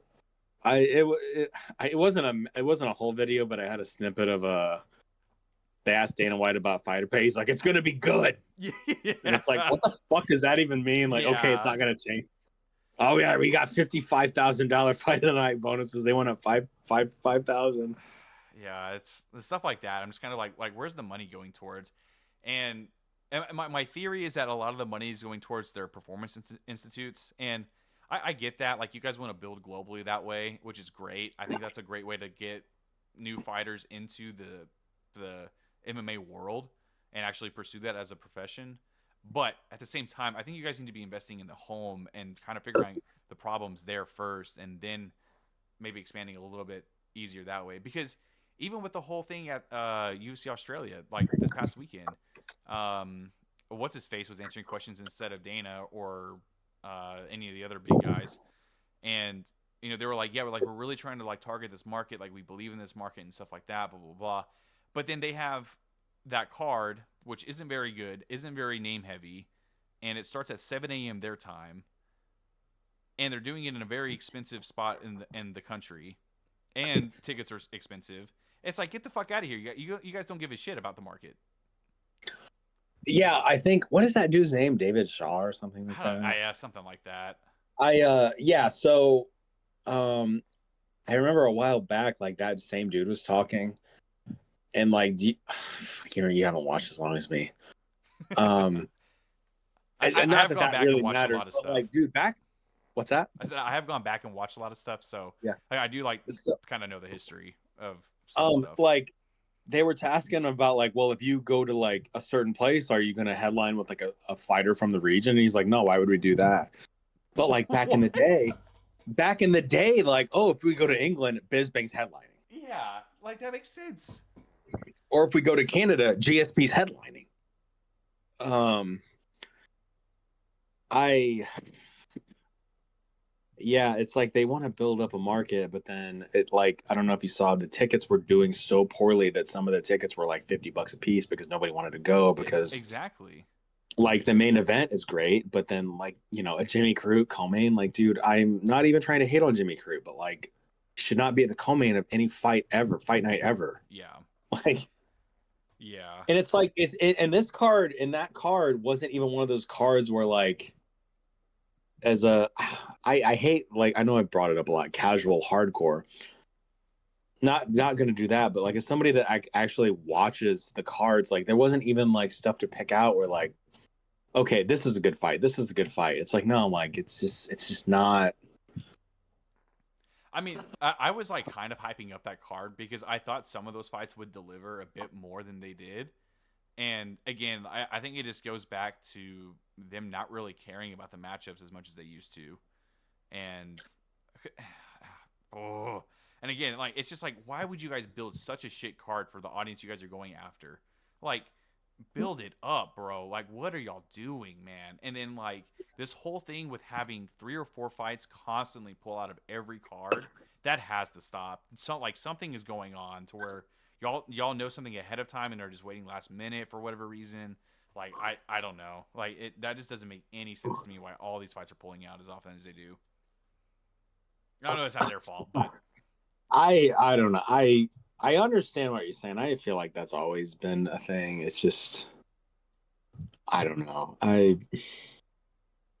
Yeah, I guess it worked out this time. The Toffert brothers pulled out of both fights. So, um, yeah, that's such a crazy thing too, where it's like we want to build up this market, and then we come with a boxing level card. But even our main event, it's good, but it's not like It could have been a better. main. Yeah, like my thing, like I look at this card from the past weekend, and I'm like, I literally see like 3 fights on here I care about, and then the rest is like shit. And it's like I've got other stuff to do, man. Like I'm not gonna, Andre Petrosky's fighting. Oh, great, dude! I can't wait to sit down. Yeah.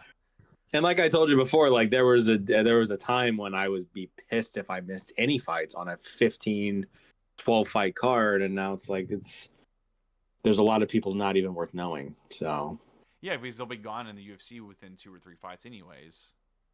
well, I mean, these days 4 or 5, but you are right. Yeah, yeah. Dude, back in the day, if you lost 2 in a row, you were cut, and now you can Yeah. lose 6, 7, 8 in a row, You and pull it's a like, Sam what in Alvey. the fuck? Oh God, Sam Alvey, what a that comeback. guy. Oh man. That dude Yeah, has some and underrated then power, not gonna lie. he was good for a minute, and then just Got old. yeah. That's funny. Um Oh man, I could yeah. I just fucking I could go on and on about fucking a lot of this shit, honestly. But Yeah. uh let's it's probably a good place to wrap it up.